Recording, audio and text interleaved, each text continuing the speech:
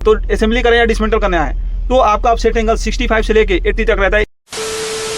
मैं उसको अगर लूज नहीं कर रहे हैं तो आपका जो मास्ट है वो बेंड होने का ज़्यादा चांस रहता है। अपना पेंडेंट का जो कॉम्बिनेशन लगाए हैं उसको अच्छे से देख लीजिए। आप एक बार मास्ट का रिविंग देख लीजिए और मास्ट के बैक स्टॉपर में जो लगा जो सिलेंडर रहता है उसमें जो अपना सेंसर दिया रहता है उसको देखना ज़्यादा जरूरी होता है। जय हिंद दोस्तों, ये देख सकते हैं अपना एक CMG 250 टन क्रेन है।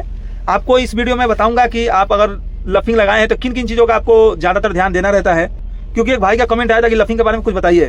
और दूसरी टॉपिक आज की ये रहेगी कि आप देख सकते हैं यहाँ पे डिस्प्ले में दिया रहता है, एक भाई का कमेंट आया भी था कि ये X और Y इसका मतलब क्या होता है और ये क्या चीज़ को दर्शाता है। तो मैं दोनों के चीज़ के बारे में आपको बताऊंगा। तो सबसे पहले मैं आपको ये X और Y है उसके बारे में बता दूं कि ये जो X और Y है ये लेवल का एक तरह का मीटर ही है। मान लीजिए कि आपका क्रेन लेवल है या नहीं है, यहाँ पे दिखाया जाता है। तो इससे आप अपना आसानी से लेवल पता कर सकते हैं, क्रेन मेरा लेवल है या आउट ऑफ लेवल है। ये ज़्यादातर ध्यान रखना रहता है लफिंग आप लगा सकते हैं, क्योंकि लफिंग में क्रेन का लेवल होना काफ़ी ज़्यादा जरूरी होता है। तो इसके लिए लफिंग जब भी लगाता है तो आपको इस पर ध्यान देना रहता है। और इसमें आपको एक चीज़ क्या है कि X है और Y है, ये दो चीज़ है। इसमें X कौन सा है, Y कौन सा है, और आपको समझ में नहीं आ रहा है तो सबसे सीधा चीज़ है आपका क्रेन कौन से पोजीशन में खड़ा है, सामने फ्रंट पोजीशन में या रियर पोजीशन में खड़ा है, तो उस हिसाब से पता करना है। अगर आपका क्रेन फ्रंट पोजीशन में है तो आपका जो X है वो लेफ्ट साइड का बनेगा, और अगर आपका क्रेन रियर पोजीशन में खड़ा है तो आपका जो X है वो राइट साइड का बनेगा। तो ये चीज़ का ध्यान देना रहता है, क्योंकि जिस साइड आपका क्रेन है उसके अपोजिट में X हो जाता है।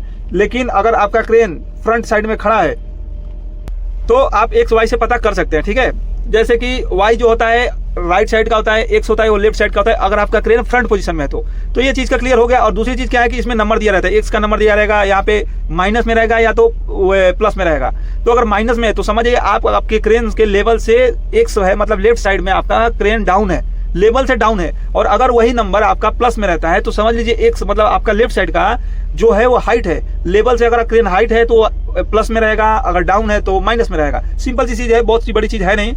तो इसको लेवल का गेज बोल सकते हैं, मीटर बोल सकते हैं, जो भी है। दूसरी चीज़ मैं आपको बोला था पहले कि इसके लफिंग के बारे में कुछ बताएंगे कि लफिंग का क्या है, क्या देखना है। तो कभी भी आप लफिंग लगाइए तो इसमें आपको मेन चीज़ क्या रहता है कि लफिंग को अप करना और डाउन करना। लफिंग को आप अप कर रहे हैं तो उस चीज़ में उस समय आपको किन चीज़ों का ध्यान देना रहता है, तो बता दूं आपको। सबसे पहले और सबसे महत्वपूर्ण चीज़ जो होती है वो आपका होता है ऑफसेट एंगल।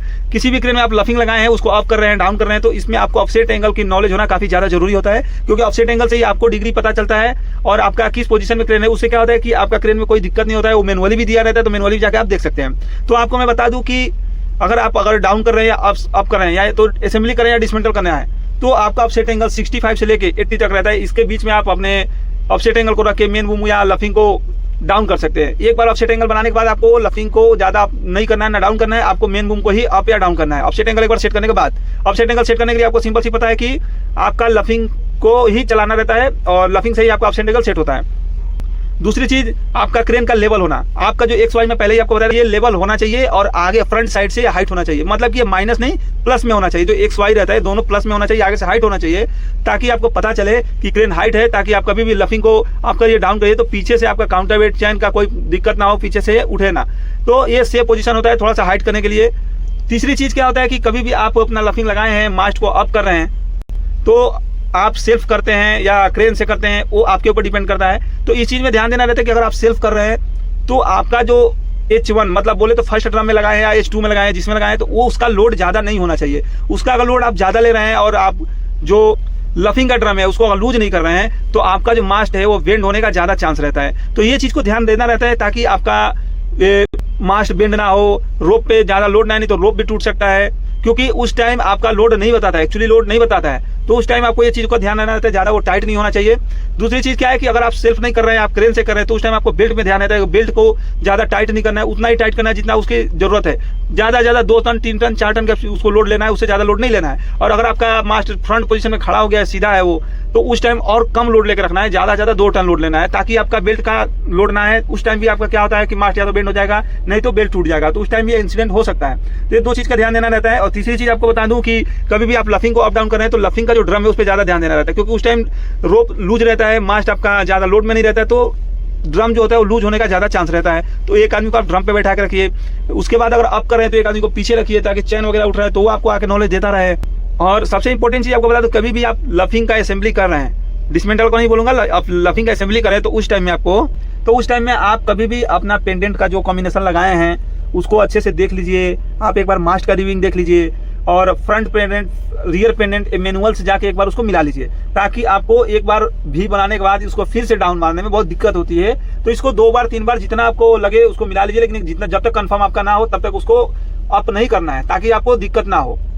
उसके बाद आपका सारा सेंसर है उसको चेक कर सकते हैं, क्योंकि सेंसर डाउन में भी आप चेक करके पता कर सकते हैं कि आपका सेंसर बराबर काम कर रहा है कि नहीं कर रहा है। वो भी अगर अप हो जाएगा तो अगर आपका सेंसर काम नहीं करेगा तो भी आपको दिक्कत होगा। सबसे ज्यादा जरूरी होता है बैक स्टॉपर का सेंसर, जो लफिंग का रियर मास्ट जो है अपना रियर मास्ट के बैक स्टॉपर में जो लगा जो सिलेंडर रहता है उसमें जो अपना सेंसर दिया रहता है उसको देखना ज्यादा जरूरी होता है। उसको नहीं देखेंगे तो खड़ा होने के बाद अगर कटअप आएगा तो आपका बहुत सारा फंक्शन काम नहीं करेगा, अरिया नहीं होगा, हाविस नहीं होगा, ऐसा कुछ करके बूम डाउन नहीं होगा, तो आपको फिर से बूम को डाउन मारना पड़ेगा। तो उस समय मेन बूम तो है नहीं, बहुत दिक्कत होता है, टाइम भी लगता है। तो ये चीज को ख्याल में रखते हुए आप हर सेंसर को चेक कर लीजिए, उसके बाद आपको उसको लगाइए ताकि आपको बाद में दिक्कत ना हो।